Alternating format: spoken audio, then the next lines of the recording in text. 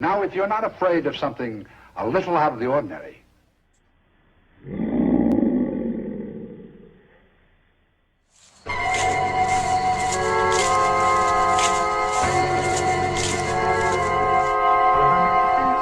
Vampires, werewolves, ghouls, ghosts, mummies that come back to life after 3,000 years.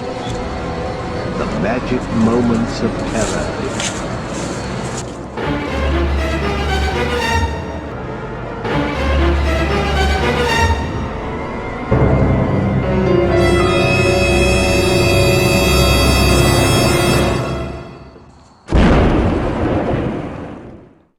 Hey, it's time for green-colored food, corned beef, and lots of alcohol. Hey, it must be St. Patrick's Day. Ooh, I wonder what an Irish fleshie tastes like. Oh, hey, greetings, fleshies, and welcome to Sally the Zombie Cheerleader's School of Horror St. Patrick's Day special. Come in discuss. Send more paramedics. That's right, it's time for shamrocks and snakes, sinners and saints, and everything else in between. Hey, come on, settle down, class, settle down. I know. There's some controversy over St. Patrick driving the snakes out of Ireland, but I have found proof that there were snakes, and he did drive them out of Ireland. And I know where the snakes went too. Enough is enough! I have had it with these monkey-fighting snakes on this Monday to Friday plane! Hey, I have proof, and we're going to talk about that soon. But before we take a deep dive into snakes and all things St. Patrick, let's discuss today's objectives for the class. So grab your seats, fleshies and fiends, sharpen that number 2 pencil, and start taking notes.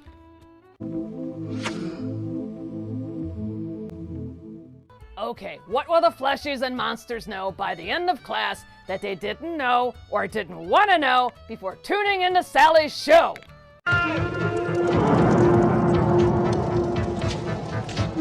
Explain St. Patrick's Day to other fleshies and monsters from a zombie's point of view. It's okay. I am qualified to talk about St. Patrick's Day. Hey, give me a break. The Valentine's Day special went well. It did. It actually did. Anyway. Understand the origins of St. Patrick's Day. Again, from a zombie point of view. And what happened to all the snakes? Hey, not yet. We're still talking. Identify which St. Patrick's Day legends are just legends. Yeah, I'm going to talk about more than just the snakes.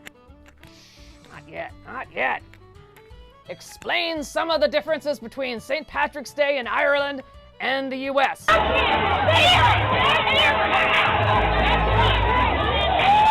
Hey, stop that. For materials, well, you just need me, Sally. And pay attention, there will be a test at the end of the class. And the class assignment? Well, we'll get to that soon. But first, a few Sally fun film facts about our assignment.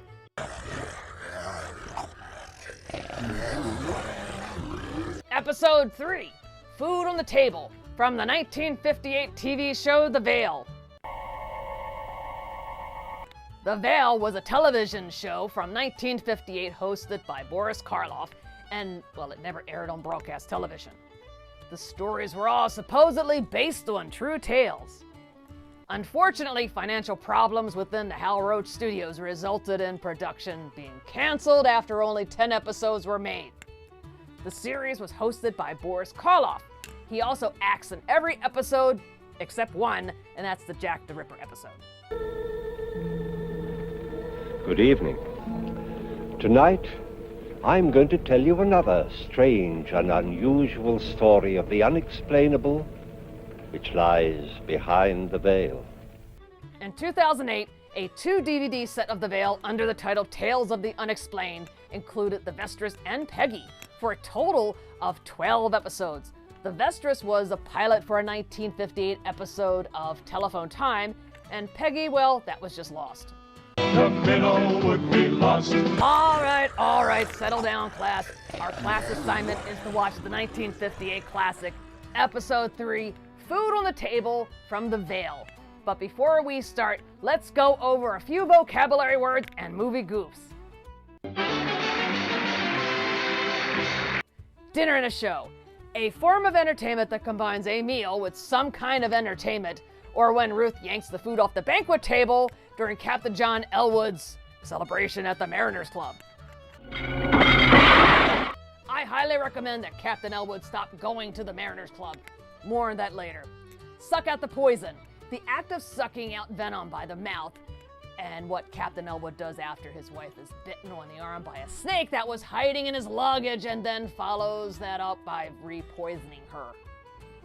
Now if a snake should bite you, don't you worry, scream or shout. Just send for me and I'll be there and I'll suck the poison out. Stop that! Tampering with food and drink. A form of food tampering such as putting a love potion, sleeping potion, drug, in food, or more commonly drinks. It's also known as slipping a Mickey. Stop that! What is it with that mouse? Come on now, this is about snakes, not the mouse. Vengeful ghost is a spirit of a dead person or a vengeful wife who returns from the afterlife to seek revenge for a cruel, unnatural, unjust death or a poisoning, what Captain Elwood does to Ruth. Anyway, it's supposedly all true. All right, fleshies and monsters, you have your vocabulary words. Let's go to Movie Goofs.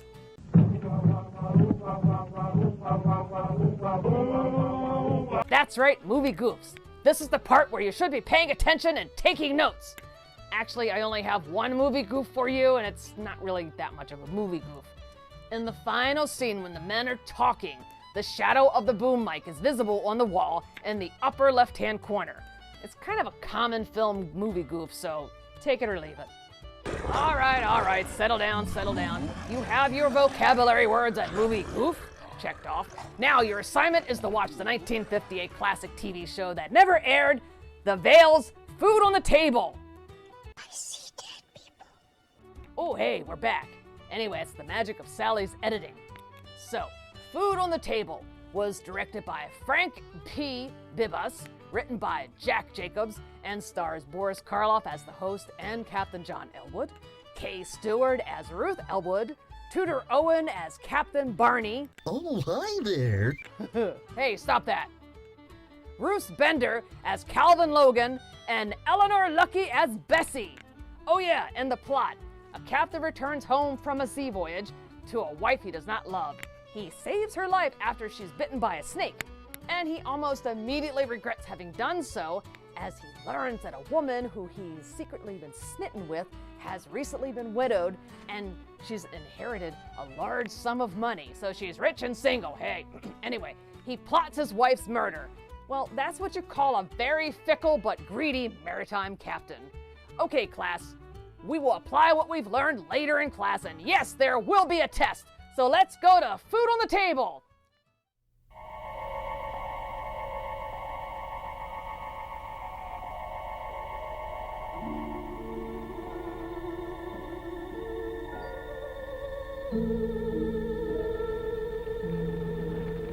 Good evening. Tonight, I'm going to tell you another strange and unusual story of the unexplainable which lies behind the veil. Tonight's story was developed from a report contained in the files of the Gloucester Historical Society. Like many others which I have come across in the course of my research, it involves happenings of which we've long been aware, but for which there are no satisfactory explanations. Captain John Elwood of Gloucester, Massachusetts, had been a long time at sea, but his first thoughts were not of his wife and his home. If they had been, perhaps none of this would have happened.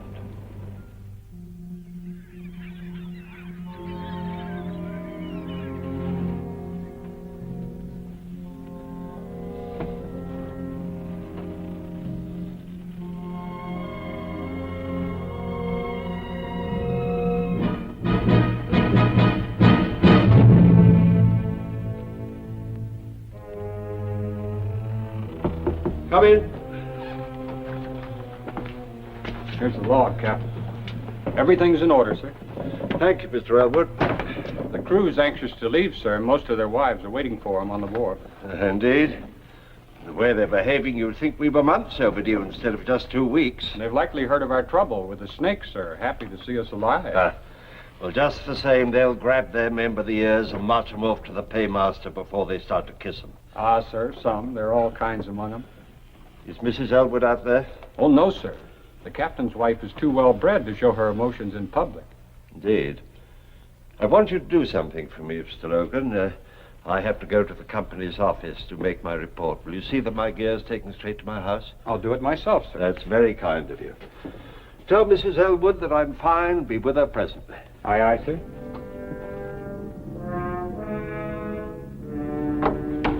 Just put it anywhere here, Mr. Logan. I do appreciate your coming. I was so worried, what with the hurricane and reports of the plague. Oh, it wasn't the plague, ma'am. Oh? Well, just a lot of poisonous snakes that came aboard while we were in Florida. There was talk that some of the men died. Aye, 2 seamen. It's not 3 seaman, others it's were bitten, but we seaman. saved them. It must have been a terrible experience. We were finding snakes, ma'am, all over the ship 2 weeks after leaving the wharf. Did the captain say how long he'd be? No, ma'am. Just said to tell you that he'd be along. Presently. Well, best be getting his dinner. Yes, ma'am. Thank you kindly, Mr. Logan. You're welcome, ma'am.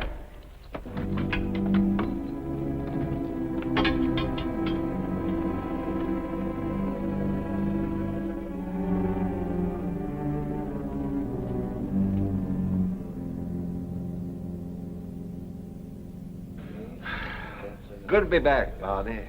This place is more like home to me than my own house. Hey, we missed you, John. What's been happening while I was away?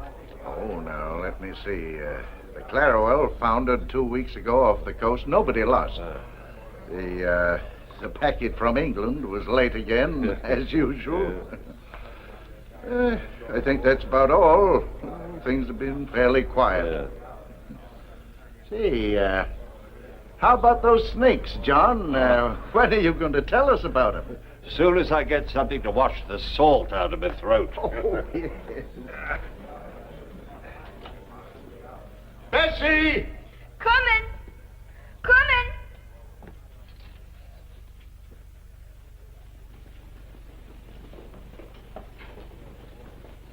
And all of a sudden, there they were, slithering up the lines and the gangplanks like so many fiends of hell. There's hundreds of them, somebody yelled. See that they pay their passage before they come aboard, I said. Hi there, my pretty. You're the one I've missed the most since I went away. You ought to be ashamed, taking such liberties, and you a married man. Well, if I weren't married, would you still object? Ask me no questions, and I'll tell you no lie.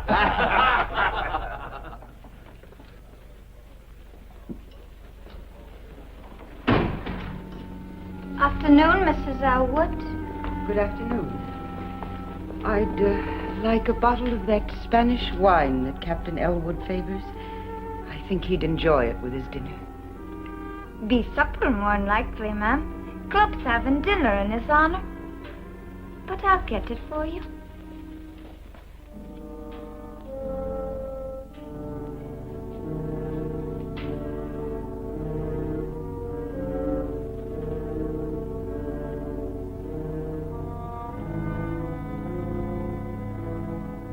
Nobody would have been hurt, but some of the fools tried stamping on the snakes with their bare feet.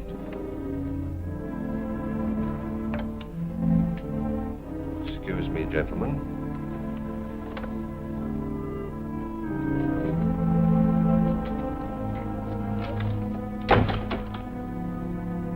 Are you by any chance spying on me? No, John. I only came... I know why you came. Go home and expect me when you see me.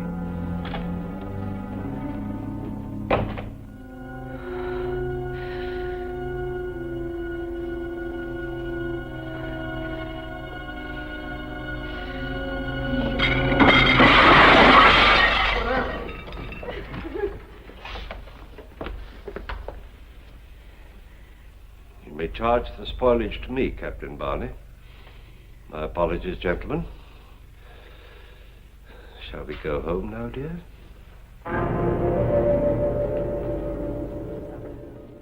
Hello, is this the Dublin Visitor Center? Okay, good. In Ireland? Oh, I was just checking. Oh, and top of the morning to you as well. I have a question. Do you remember all those snakes that St. Patrick chased out of Ireland a bunch of years ago? Oh, okay. Okay, good. Anyway, I found the snakes. Apparently they've been running around crawling around. I don't know what snakes do around on a pirate ship, and they're a real big nuisance. They're biting all the fleshies. So I wanted to know if you would like your snakes back. Hello? Hello?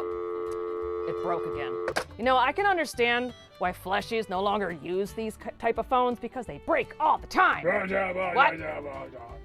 What do you mean it wasn't a pirate ship? It was a merchant ship? I don't know. Isn't a pirate ship kind of like a merchant ship? They just put the merchandise on. Anyway. Oh, I know. Hey, you know what? They could call it Serpents on a Merchant Ship. The SMS. Oh, you like that one? That's pretty good. Oh. Hey, you're back. This is Sally the Zombie Cheerleader, and how are you liking Food on the Table? Well, it's kind of a fairly short show, but it's a good one. And that's St. Patrick, driving all those snakes out of Ireland. Did he ever consider the consequences of his actions? I mean, the snakes had to go somewhere, right? Hey, give me a chance I can explain this. Anyway, there's a ship full of sailors that really suffered from this snake infestation. You know what? I think they should lawyer up and pronto.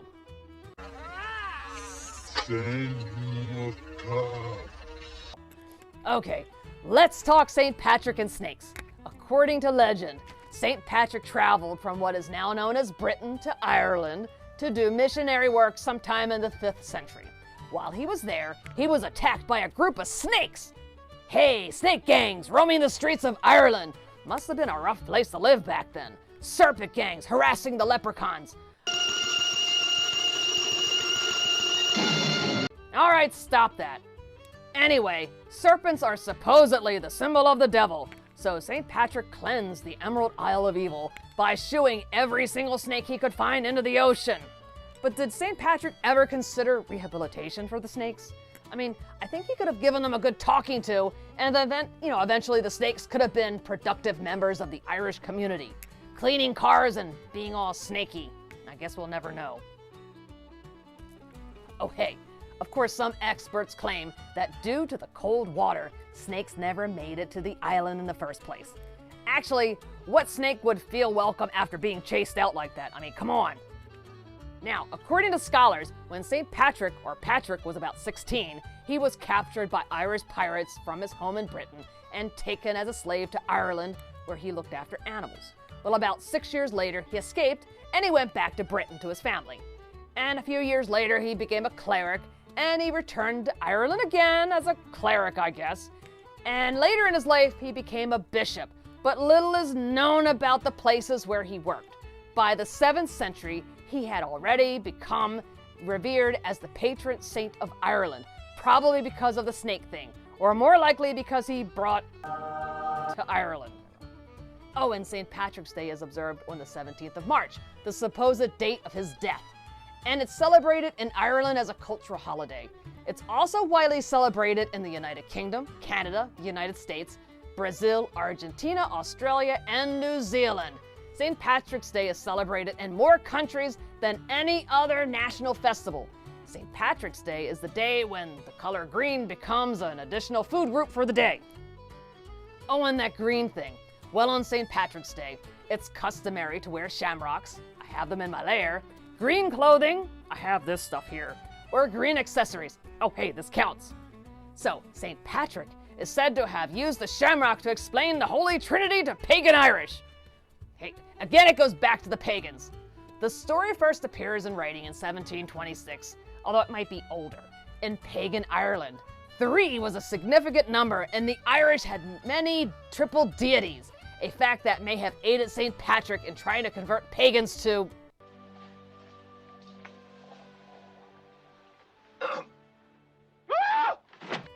Of course, there is no evidence that the shamrock was sacred to the pagan Irish. All right, and I'm going to say this one more time. Leave the pagans alone. Their holidays are better, and they really do know how to party. Oh, and speaking of leaving things alone, let's get back to the episode of The Veil, Food on the Table. Hey, Captain Elwood, he should really leave his wife alone. You humiliate me in front of my friends. You spy on me. I'll never do it again. But I wasn't spying, I swear it. I only wanted to get a bottle of wine for your dinner. And the table, was that part of your affection? I don't know what came over me. John, all the time you were gone, I missed you so. I prayed for you. And when you turned your back on me, I wanted to strike out and hurt you as I was hurt. I'm so ashamed. Well, you should be. I'm sick of your explanations, sick of your apologies. I'm sick of you, Ruth. No, John. Leave me something. Ever since I married you, I've been trapped. And for what? The price of a ship that went to the bottom 3 months after I bought her. You needn't have said that. I knew why you married me. I knew my father's money made up for the fact that you didn't think I was gay and amusing like the other girls were. I knew my friends were laughing at me because they knew why you married me. But it made no difference. I loved you. I still love you. Oh, you're talking nonsense. No, John. Please hear me out. Let it alone, woman. You're digging up things that are best forgotten. No, I couldn't bear it if it were only the money. There had to be something else. John, maybe it's not too late. Maybe we could start all over. Oh, Ruth. John, I'm drying up into a bitter old woman. Help me. Please.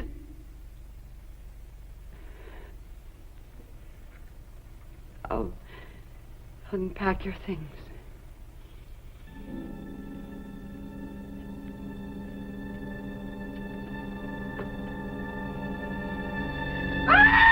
What's the matter?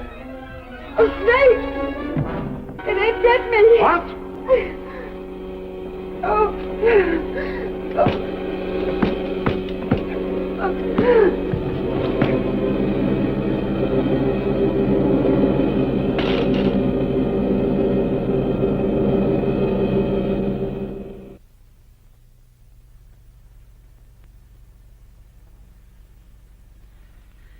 John?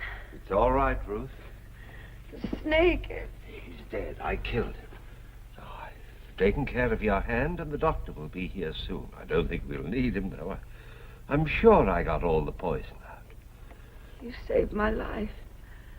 Well, there wasn't much else I could do. You could have let me die. Why didn't you? Don't be foolish. But you could have. And if you had, you'd be free. No more arguments. No more trouble. You could do as you pleased. But you didn't. You saved my life. Oh, John, maybe we can start all over. Maybe. Try to get some rest, Ruth. I'll get you something warm to drink.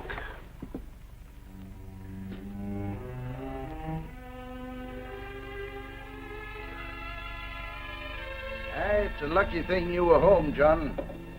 Snake bite's a terrible way to die. Well, she's much better now, and the doctor says with a little rest she'll be just as good as new.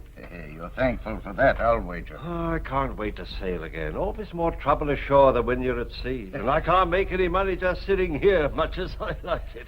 Speaking of money, here's something that'll make you sit up and take notice. The widow Smith got a letter from London this morning. Seems an uncle died and left her £20,000. £20,000? Hey, he'd be a lucky man that gets her. He could buy any ship in the harbor with that. Too bad you're already married, John. You know, I always had a sneaking suspicion that she was partial to you. Well, drink up and let's have another one on the house. Hey, You're not still thinking of that money, are you? Oh. It won't do you any good. You got one wife too many. Come on, have another drink. Oh, thank you, Barney. I don't think I will. I'm going to get back to Ruth.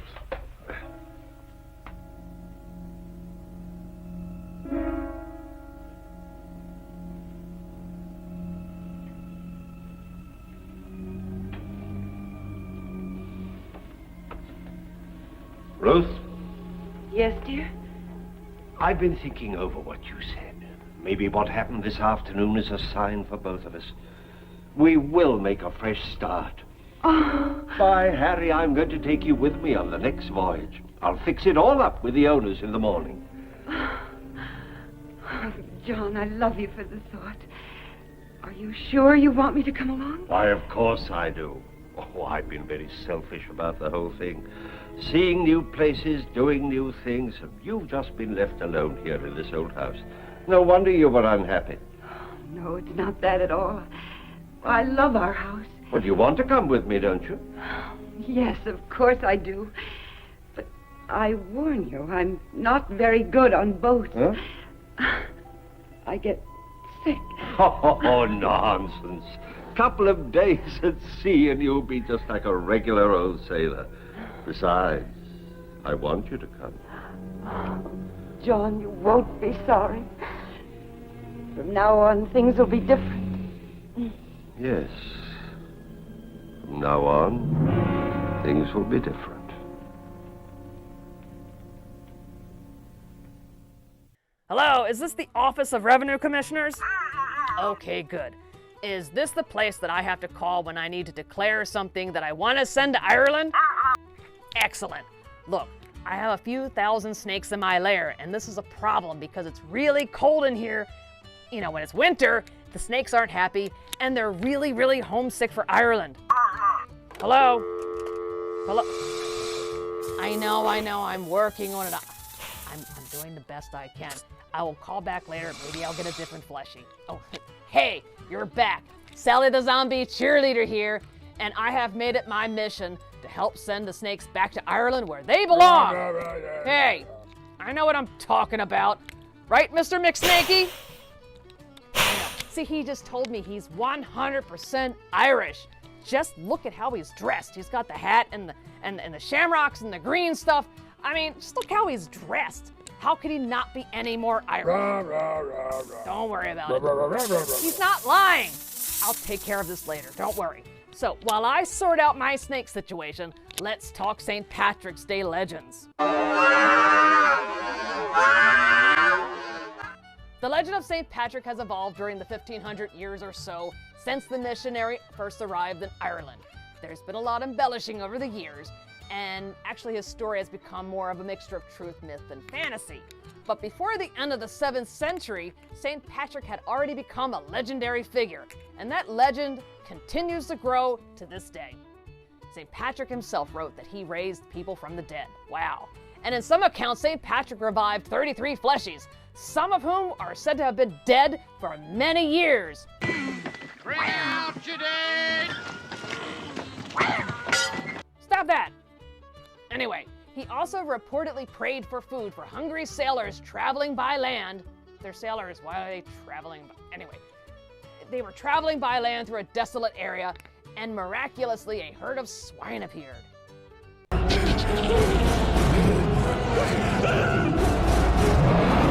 The shamrock, perhaps the best-known legend of St. Patrick, involves the shamrock. This little trifecta treat has gone on to become famous throughout the world as the symbol of Irish heritage.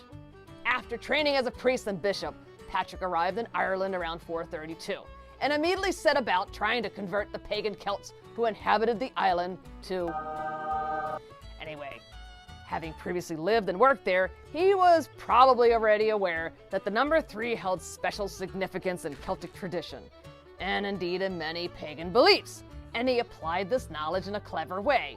It is said that he used the shamrock, a 3-leaf clover, which grows all over the island, to explain the concept of the Holy Trinity thing. We worship you, O'Brien, who are Lord over us all. Another legend, St. Patrick's breastplate. Attributed to St. Patrick, the poem known as the Deer's Cry, or as St. Patrick's Breastplate, tells the story of how the saint used the power called Phephidea to transform himself and his companion into wild deer so they could escape ambush while on their way to the Hill of Tara. Now, this royal hill in the Boyne Valley was the ancient capital of Ireland, and to the Druids, a sacred dwelling place for their gods. Awaiting their arrival, and with every intention of attacking or imprisoning St. Patrick and his friend, the Celtics only saw a deer with a fawn roaming across the fields. As a result of this power, the missionaries successfully reached the hill without incident. Oh, and another legend, the Magic Fire. The Celtic Feast of Beltane, Feast of the Fires, was a major feast to celebrate the beginning of summer and triumph over dark powers. Traditionally, a fire would be lit by Ireland's High King on top of the Hill of Tara. The hills are alive! Really? Well, apparently the hills are alive with fire. But this fire would be used to light other fires. Well, one day St. Patrick lit a fire before the High King Leolcair. The Druid elders were sent by Leolcair to investigate this fire and reported that St. Patrick's fire had magical powers. They could not put out the fire. Well, they also warned the king that if he did not extinguish Patrick's fire, it would burn forever. King Leolcair was unable to extinguish the fire, and he accepted that St. Patrick's magic was stronger than his. Oh, and one more legend, probably as famous as the story of the Shamrock, is the legend of St. Patrick driving all the snakes out of Ireland into the sea where they were drowned. Oh, I'm sorry. Yeah, I know you lost a lot of relatives then. I didn't mean to say it that way. I have to tell the story. Okay. Anyway, there are now no snakes in Ireland. Well, maybe some in zoos. And, well, St. Patrick is responsible for this snakelessness. Snakelessness? I don't know. Snakeless Ireland. Actually, they didn't drown. They swam all the way to Florida. What? Fine. It's very unlikely that there were ever snakes in Ireland. What's that, Mr. McSnakey? I know we're going to get to that soon. I'm just telling a story right now. Don't worry about it. Anyway, apparently snakes were sacred to the Druids, so their banishment reflects St. Patrick's success at removing pagan influence from Ireland. So, snakes are pagans. Wow. You know what? That explains so much. Mr. McSnakey, this is why I think I like you more now. You're pagan. Hey. Well, anyway, it all goes back to the pagans. Every major holiday has its origins in some form of pagan conversion. You know what? How about this? We treat pagans as endangered species. Protect them and leave them alone so they can be all pagany. Let them party, and we just might learn something. Anyway, let's get back to food on the table. So tell me about the pagany Celts and the snaky pagans and all that, Mr. McSnakey. What's that? Trust the gorgeous fisherman.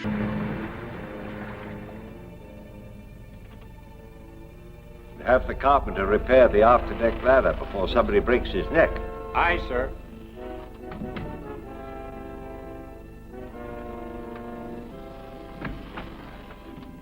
How are you feeling, Ruth? I'm much better, John. Good. I'm better. Good. The cook's made you some more of his specialty. Another calm day like this and you'll be completely well. I didn't mean to be such a burden to you, John. You've been very patient with me. Oh, nonsense. I should have brought you before. You've no idea what a comfort you've been. No idea how lonely a captain's life is. I should like to be with you as often as you'll let me. So you shall, my dear. Don't let your tea get cold. You know, I dozed for a while and I had the strangest dream. Oh, I hope it was a good one. Yes. I dreamt this was our old ship. And instead of cotton, there was money in the hold. Well, I couldn't improve on that myself. We were so happy in the days when we had money, John. I find I'm thinking of them more and more since we left home. But when I'm well, things will be different, John. You'll see. Yes. Yours. You're not very well. You'd better come and lie down and get some rest. I didn't mean to get sick, John. All right.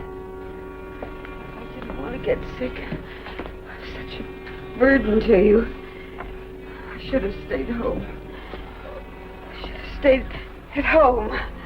Try to get some sleep.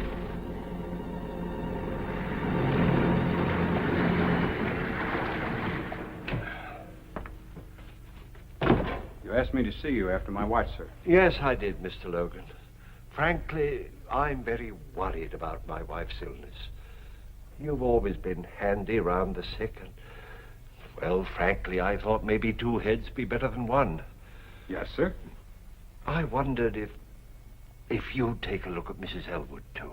I'd be glad to do anything for the missus, sir, if I can. Good.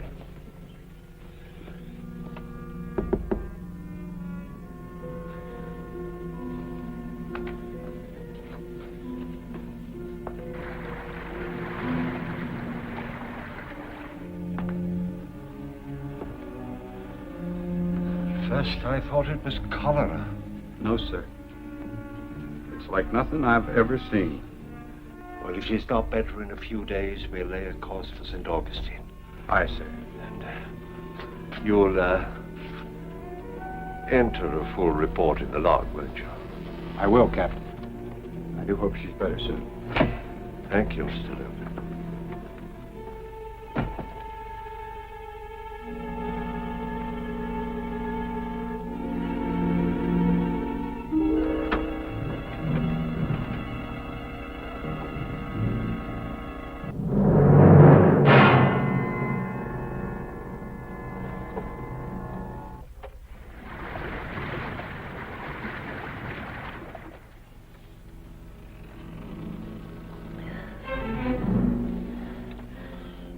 Are we to St. Augustine, John? We hit some rough weather during the night. Slowed us up. Rough weather? I didn't even feel it. You were unconscious, I'm afraid. We must get there soon, John. We will, dear, we will.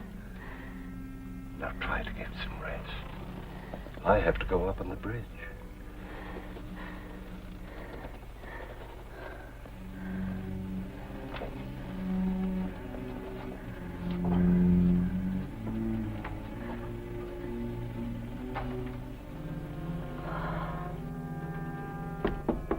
Captain Elwood.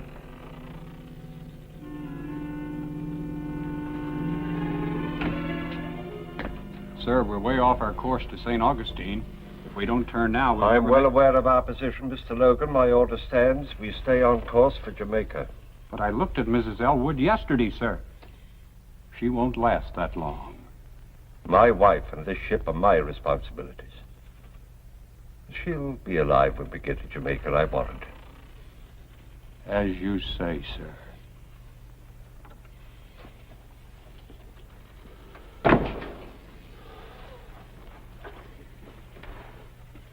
Get back in there.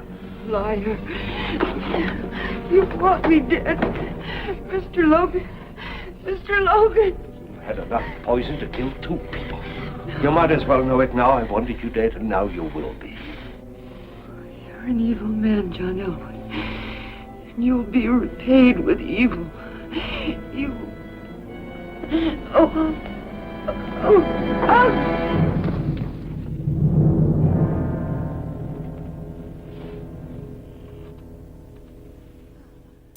Yeah, Mr. McSnakey. I know. I'm working on it. We're going to get you back to Ireland as soon as possible. I promise. Oh, hey, Sally the Zombie Cheerleader here. So how are you enjoying food on the table? Wow. Are you taking good notes? Really? Oh, no, don't stop. Someone needs to record what I am saying about snakes, and it's all true. Hey! I know what I'm talking about, mostly. So, St. Patrick may be the patron saint of Ireland, but many of St. Patrick's Day traditions were born in the United States. Every March 17th, the United States becomes the Emerald Isle for the day. Americans wear green clothes and consume large quantities of green beer. And green milkshakes, green bagels, green donuts, green grits. It's everywhere on the menus.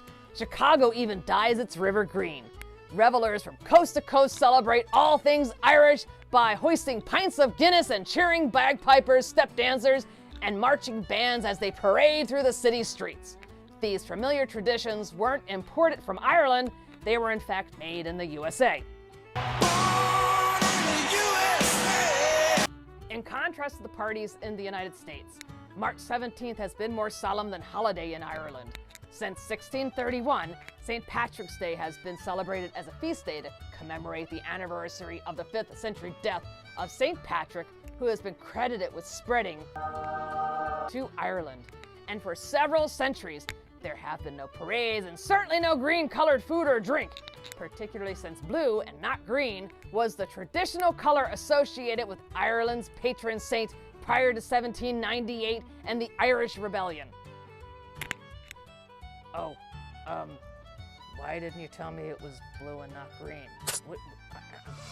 In addition, after Irish immigrants flooded into America following the failure of Ireland's potato crop in 1845, they clung to their Irish identities and took to the streets in St. Patrick's Day parades to show their strength in numbers and to take a stand against the know-nothings. Well, the know-nothings did not like people of Irish descent, unfortunately. Oh, and that meal, which became a St. Patrick's Day staple across the U.S., corned beef and cabbage, was also an American innovation. While ham and cabbage was often eaten in Ireland, corned beef was a cheaper substitute for impoverished immigrants. Corned beef became a staple of Irish Americans living in the slums of Lower Manhattan who purchased leftover provisions from ships returning from sea. The Irish immigrants would buy salted beef for a penny a pound. The Irish would then boil the beef 3 times, the last time with cabbage, to remove some of the brine. Now, St. Patrick's Day in Ireland was pretty much like any other day, only duller. For decades, Irish laws prohibited pubs from opening on holy days, such as March 17th, until 1961. Oh, and that party atmosphere of St. Patrick's Day only spread to Ireland after the arrival of television, when the Irish could see all the fun being had across the ocean. And the modern Ireland took on a cue from America. The first multi-day St. Patrick's Day festival, launched in Dublin in 1996, now attracts over 1 million fleshies every year. And speaking of parties, check this out.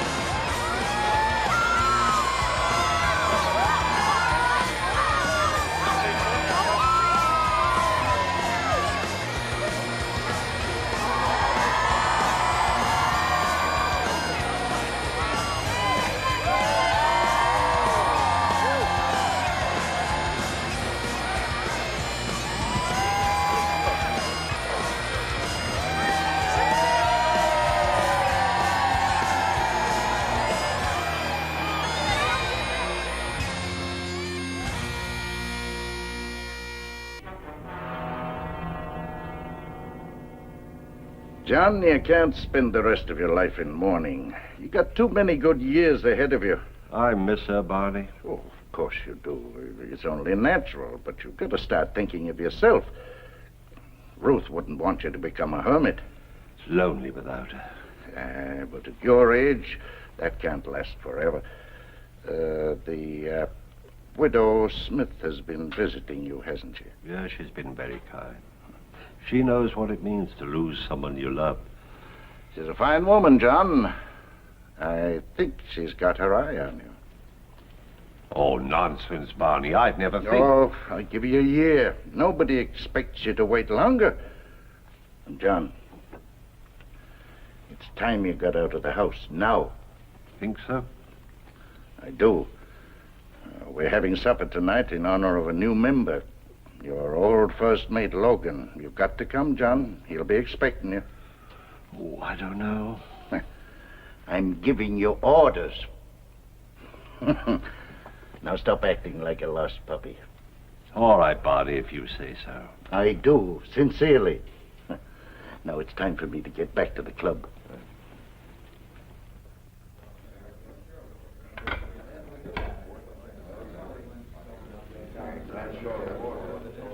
Why, Captain Logan, congratulations and welcome to the club. Thank you, Captain. I haven't seen you since the inquest. I feel I owe you an apology. You were right and I was wrong. I should have changed course for St. Augustine when you wanted me to. Makes no difference. Now. But it might have, and you were trying so hard to help her, you almost gave me the impression at times that you thought I wanted her to die. Gentlemen, the food is on the table, gentlemen.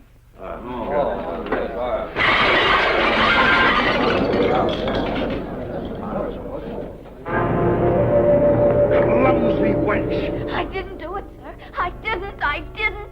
You're the only one in this room? I didn't touch it, sir. I swear I didn't touch it. Look. It's exactly the same as when Mrs. Elwood did it. 'Twas a ghost, sir. 'Twas a ghost that did it, sir. Stop that nonsense! 1,000 pardons, Captain. Give us 10 minutes, and in the meantime, the drinks are on the house.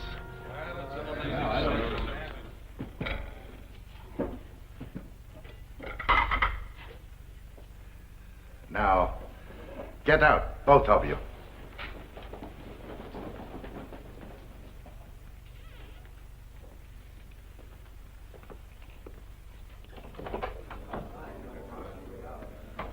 You may come in now, gentlemen.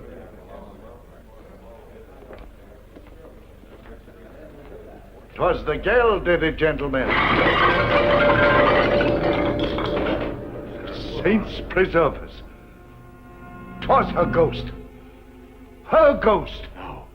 No.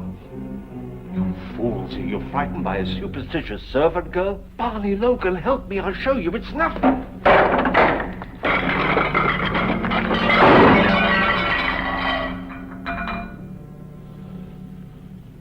You're behind this, Logan. You're trying to trick me. Trick you into what, Captain? You think I killed her. You're trying to trick me into saying that I did. No, I didn't. I swear I didn't. I swear I didn't. Captain Elwood, I think you'd better leave.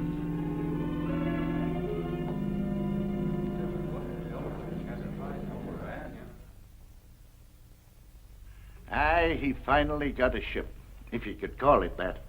No other master would sail her around the harbor.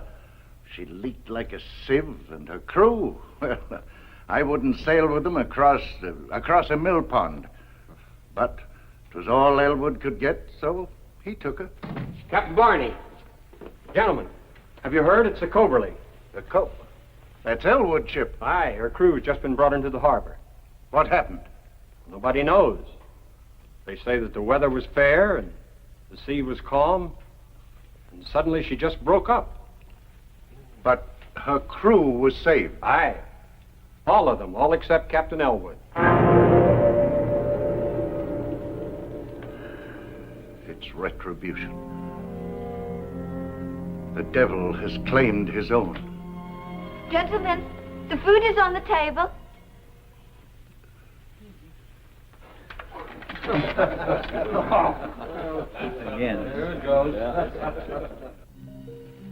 The law demands an eye for an eye. He who takes a life must be prepared to forfeit his own. But the law is man-made, and when there is no proof, the law is helpless. Captain Elwood never came to trial. Nevertheless, he was found guilty and executed. Who was his executioner? We may never know. But an unseen force that can overturn a heavy table is not to be reckoned with lightly. Please join me again for another journey into the world of the unexplainable which lies behind the veil. Good night.